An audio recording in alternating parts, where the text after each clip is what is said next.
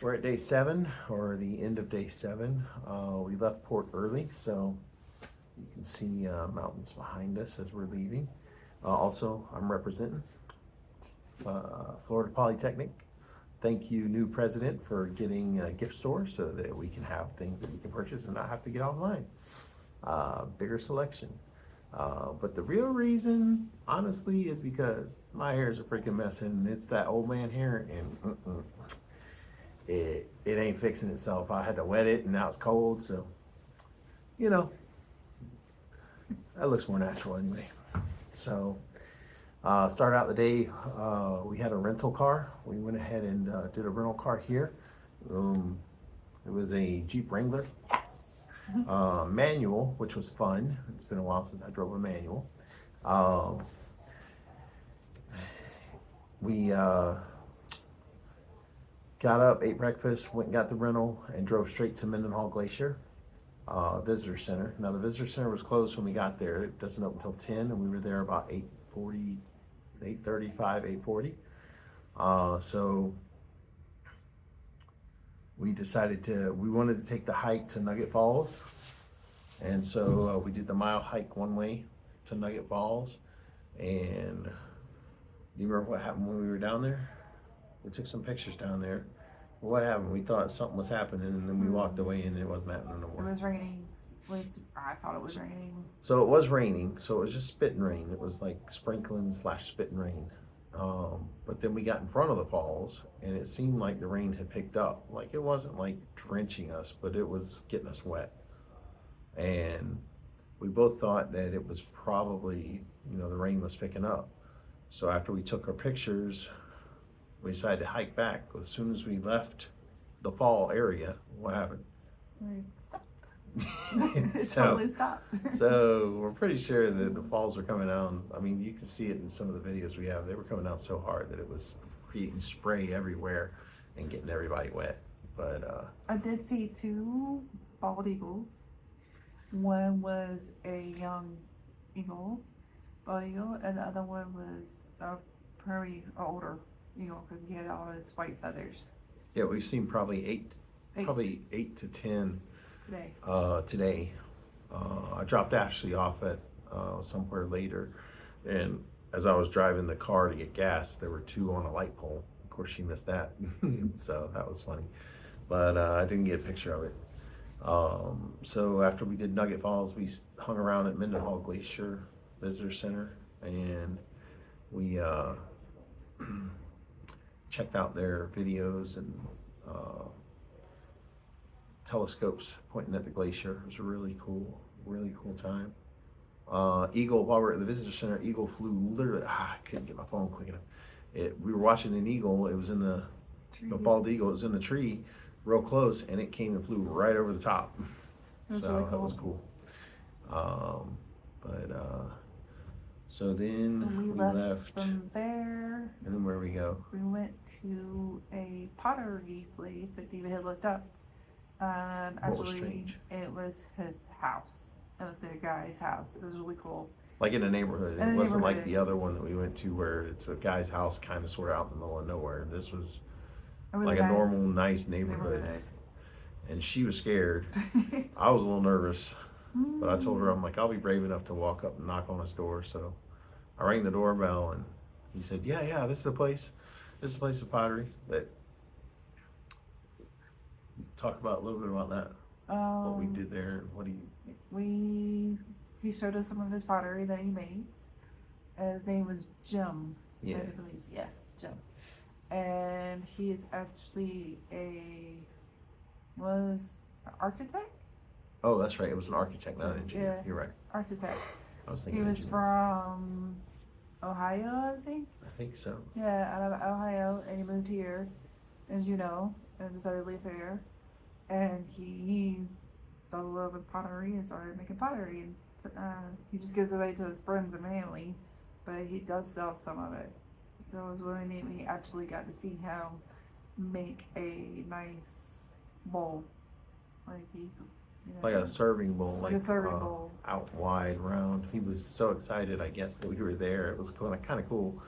But we sat and talked to him for a while, and he was like, hey, he's like, do you want to see me make something on the with clay real quick? He's like, I love showing people. And we were like, sure. And within like 15, 20 minutes, he had made this nice serving bowl. Of course, it has to dry, and then he's got to fire it in the kiln and everything. But literally, he had it made pretty much from start to, from like a block of clay Yeah. to the actual design um, in 15, 20 minutes. Mm-hmm. And it was quick. He actually is a Christian. He does believe in God, so he does some scriptures from the Bible on some of his stuff that he makes. And that he did tell us about one of the scriptures. I think it was in Jeremiah. Jeremiah. Yeah, about the pottery and Yeah, where God tells, I think, Jeremiah to go to the potter. yeah. He uses that a lot when he goes out and shows different people what he does. Because he'll go to the school sometime, and he'll go different places and kind of give them a demonstration on how to do pottery. So, That's right. so we were talking to him, and of course we had the Jeep.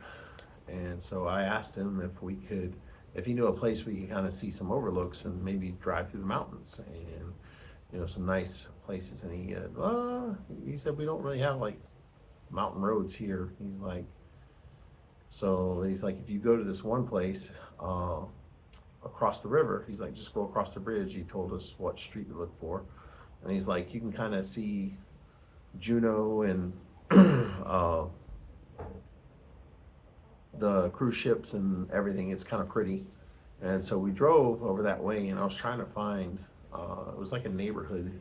And so I was trying to find a spot where we could stop and take pictures, but I couldn't really find it. So as we're driving around, I turned on this one fairly steep hill. I mean, we're Floridians, so we're not talking extremely steep, but it's a lot steeper than what I'm used to.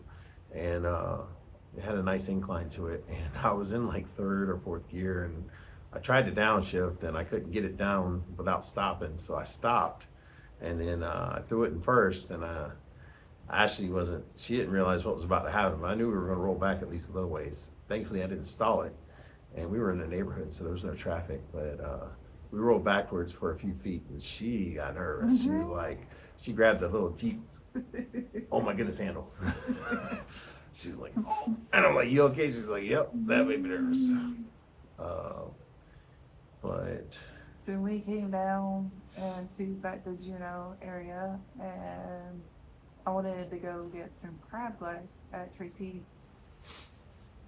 King Crab Shack. So when I went there, David dropped me off, and I was like looking at the menu, looking at the prices. I was like, oh my gosh, this is like super expensive. Like, there's no way that we were gonna get that. Like, it's just too expensive. So I called David, and I was like, no. And I was like, no, I'm not gonna eat here. It's like way too expensive. There's no way I was gonna pay $200 or $300 for crab legs. There's just no.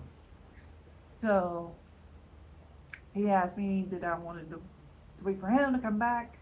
And I was like, yeah, sure, I'll wait for you. So I walked around the little areas, little shops they had in Juneau, and did some shop looking, and did find a couple things that I bought before David got there. Then he came back, and then we went in and got our crab legs. So I was happy, very, very happy. well, we didn't pay $200 for it. No, did not pay $200. Because the one she was looking at was like 3 pounds, 4 pounds, 5 pounds. And I just went up to the counter and said, hey, don't you have like just a pound of king crab legs? And she's like, yeah. Granted, the 1 pound was still like $80, $85. It was expensive. But I told Ash, I'm like, you're not going to get a chance at this fresh of king crab legs, especially this quality and this size, anytime soon. So I was like, I'll bite the bullet and get you a pound of crab legs. So It was worth it. yeah, she was Very excited. happy. She was happy. So got some pictures of that while she was eating. She was like, ah. So after that, we left and we walked around a little bit more, found some little souvenirs for the rest of the family, as you know. And then we came back to the ship, got on the ship, kind of hung out around the ship. We thought we saw something big. He saw something big. I saw something. She was on the bed. I was on the balcony.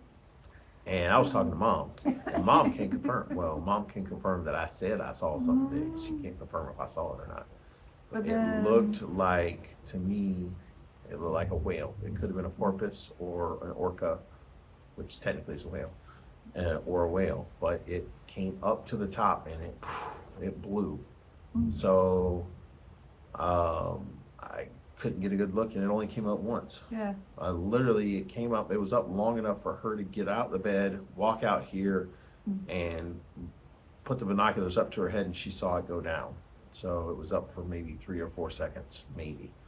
I didn't have my binoculars on me, so I couldn't get the binoculars. But I started and then we telling her. saw something else. I think it was either a seal or something brown. Sea lion. Sea You said it was lion. big, like a sea Yeah, lion. it's a I sea didn't lion. get to see it with the I saw it on top of the water, like its nose, but I couldn't see I didn't get to see it in the binoculars.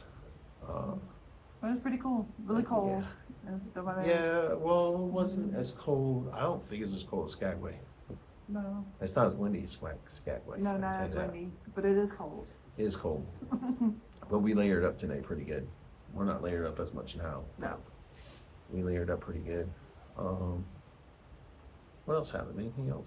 That was pretty much it. That was pretty much it. Pretty good. We've been Awesome sitting day. on the balcony for about an hour and a half, 2 hours, because we keep trying to find this whale. I keep looking. I have on the on the TV in the cabin. I have it on the bow of the ship, so I'm watching that just to see if I see anything on that crest the water, and look behind me when I can. But the waterfalls here are beautiful. Like, I got some pictures there. Well, there's not one behind us right now, but they're just beautiful. Even the small ones. Is that It's a no, bird. that's a seagull. Okay. It's a seagull. But they're just absolutely beautiful. Just the way they cascade down from the top. You can see them from the top of the mountain, go all the way down the mountain, and the path that they've carved through the mountains. So it's really beautiful. And we're just having a good time and trying not to push too hard. Ashley's feet were hurting. That's why I left her to go get gas and park the Jeep, and drop it back off. But just trying not to overdo it, and at least with her feet, and then trying to just enjoy it. That's the thing. There's a waterfall right there. See that? See. That right there? Now that you can't see the whole thing. No, you can't see the whole thing. I was just double checking, make sure we won't be able to see it. But you see that on a bigger mountain, like twice this size, and you can see it from virtually the top all the way down to where it enters the lake, or the water here. It's not a lake. If it was a lake, we wouldn't be able to get in it. Pop. But it's just absolutely spectacular. I don't know why I'm mesmerized by the waterfalls. She's not as much, but I am. I'm like, oh, there's another waterfall. Let me take a picture. She's like, okay, it's water coming off a mountain. I'm like, yeah, it's pretty. So, but anyway, I guess we'll let you go. Tomorrow's catch a can. Yep. And don't have a lot planned there. Just some totems on the parks. Maybe see the area around the creek. All these clouds today have been spectacular, by the way. Just kind of looks like the Smoky Mountains. I know it's not, but it kind of gives that feel because the clouds are coming down so low. Just spectacular. I was thinking earlier that it was a little rainy this morning with the clouds low, but it created such a picturesque scene for the landscape pictures that we did. I was like, God, this is just spectacular. But so catch a can tomorrow, and then the Inside Passage, and then to Vancouver. So have a good night. We'll hit you up sometime tomorrow, hopefully. There.